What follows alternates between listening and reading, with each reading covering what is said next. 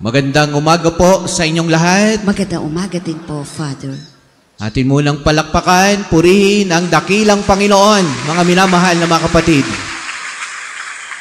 Ganon din ang ating dakilang patron, Santo Padre Pio, siya'y ating palakpakan.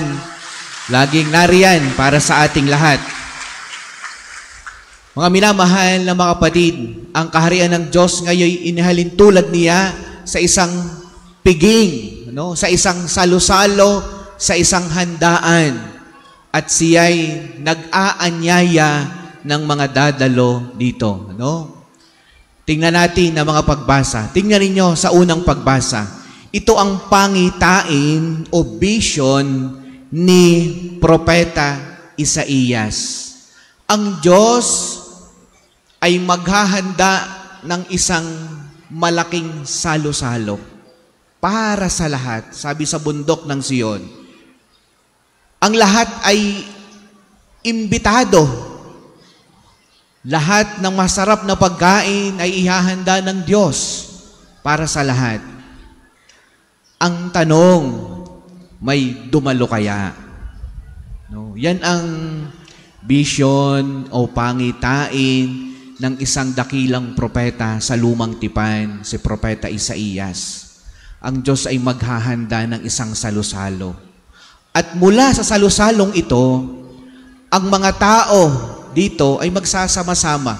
Iiwanan na nila, tatalikdan na nila ang kasamaan na kanilang pinanggalingan. At bubuo ng isang magandang community. Nakikilanlin ang Panginoong Diyos. Iniimbitahan lahat ng Panginoon na magsama-sama para makabuo ng isang magandang komunidad nakikilala sa Diyos. At yan ang paanyaya ng Panginoon. Ang tanong, may dumalo kaya sa isang napakagandang imbitasyong ito ng Panginoon na makabuo ng isang magandang community, magandang isang komunidad na yung sama-sama para sa Diyos. Mga minamahal na mga kapatid, kung tayo'y sa ating panahon ngayon, tayong lahat na naririto'y mga inanyayahan ng Diyos sa isang napakagandang salo-salo sa banal na misa, ang hangad ng Panginoon sa lumang tipan, itong community ito ay kumilala sa makapangyarihang Diyos. Kilanlin ang Diyos. Yung sama-sama, yung iiwanan na ang lahat ng kanilang kasamaan, yung lahat ng kanilang kasalanan, at ang kanilang sarili ay ipopokus na sa pagmamahal sa Diyos. Yan ang isang pangitain. At naway sa atin din ay mangyari na sa ating pag-attend ng banal na misang ito, pagkatapos nito, iwanan nating lahat ang mga bagay na nagdadala sa atin sa pagkapahamak ng ating kaluluwa. Sa ikalawang pagbasa, narito ang sulat ni Apostol San Pablo sa mga taga-Pilipos. Si San Pablo ang isang dakilang apostol na tumugon sa panawagan ito ng Diyos. Siya ang tumugon sa salo-salong ito. At tingnan ninyo, siya ang siyang umoo sa Diyos. Nung ang Diyos ay mag-imbita, hali kayo, tumulog kayo sa aking hapag. Si San Pablo, sa ikalawang pagbasa, siya ang malakas ang loob, dumulog at umoo sa Diyos. Nung siya'y umoo sa Panginoong Diyos, ano ang kanyang naranasan?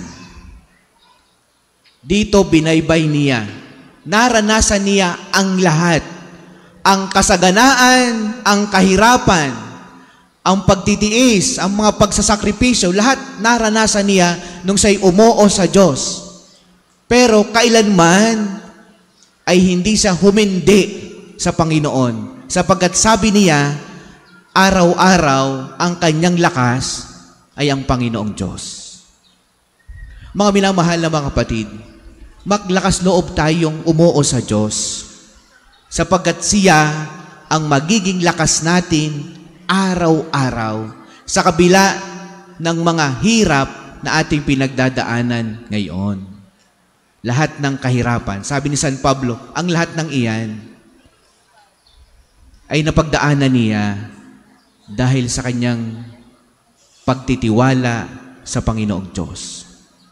Kaya mga minamahal na mga kapatid, ang problema lang sa atin, hindi tayo aware kung tayo'y iniimbitahan ng Diyos. Tingnan ninyo sa mabuting balita. Nung ang Diyos ay nag-iimbita, anong sabi ng mga tao? Ako'y busy sa bukid. Siya'y pupunta sa bukid. Yung isa sa pangalakal, ibig sabihin, busy sa kanyang business, sa kanyang personal na gawain. Hindi ako makakadalo, hindi ako makaka-oo sa Diyos, busy ako. Sa business, sa bukid, sa farm, sa mga gawain, busy ako. At yung iba, yung ibang messenger, anong ginawa pa nung iba? Pinatay yung alipin. Inaanyayahan sila, ang tugon pa nila'y naging masama. Kaya mga minamahal na mga kapatid, dapat maging aware tayo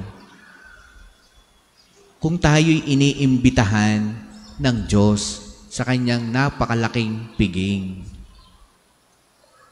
Maging aware tayo sa mga nangyayari sa ating buhay kung yaan ay pamaraan ng Diyos sa atin bilang kanyang imbitasyon. At yan ay makikita ninyo sa mga pangyayari nyo sa inyong buhay, sa mga nangyayari sa iyong pamilya, sa iyong sariling personal, mapapansin mo, pagiging nagdasal na at lumuhod ka na, nangumpisal ka na at nagsisi ka na, makikita mo yung mga pangyayari sa iyong sarili, makikita mo yan ay isang way ng Diyos para imbitahan ka. Yun nga lamang, lagi ko sinasabi, ang paraan ng kanyang pag-iimbita sa tao ay iba't iba. Iba't iba ang pamaraan ng imbitasyon ng Diyos para tayo'y umuo lagi. Minsan, pabigat ng pabigat ang kanyang imbitasyon. Ang gusto lang niya, dumulog ka sa kanyang piging, lumapit ka sa kanya. At sa ating paghindi araw-araw, ang Diyos ay gumagawa ng paraan din para ikaw na may umuo balang araw sa kanya. At mapapansin ninyo sa inyong buhay yung series ng mga pamaraan na ginagamit ng Diyos sa iyo, sa pamilya mo, o kahit na sa lahat ng iyong kasama sa iyong buhay, mapapansin mo, iba't iba ang pamaraan ng Diyos para laang umuo tayo sa Diyos, maglingkod tayo sa Diyos. Iba't iba yan. At sabihin ko sa inyo, sa iba, minsan mabigat na ang ginagamit ng Diyos na pamaraan para lang siya'y magbalik loob sa Panginoon. Minsan mabigat na ang kanyang pamaraan.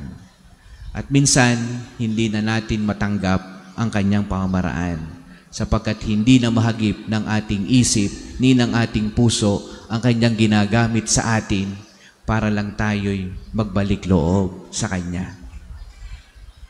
At minsan, gumagamit na rin siya ng napakaraming tao para imbitahan ka. At minsan, yung mga ginagamit niyang tao ay nasasaktan na rin sa iyo dahil ikaw ay matigas ang ulo at ayaw mong lumapit sa Panginoong Diyos. At darating din ang panahon, sa iyong tamang panahon, na ikaw ay susuko at lalapit sa Diyos.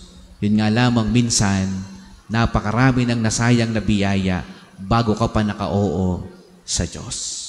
Kaya mga minamahal ng mga kapatid, ngayon sa banal na misang ito, sa ating paglapit sa Kanya sa isang napakalaking piging na nasa ating unahan ng banal na misa, nawa, isurrender natin ang ating buong sarili sa Kanya at tayo ngayon ay magsimulang umoo sa Kanya.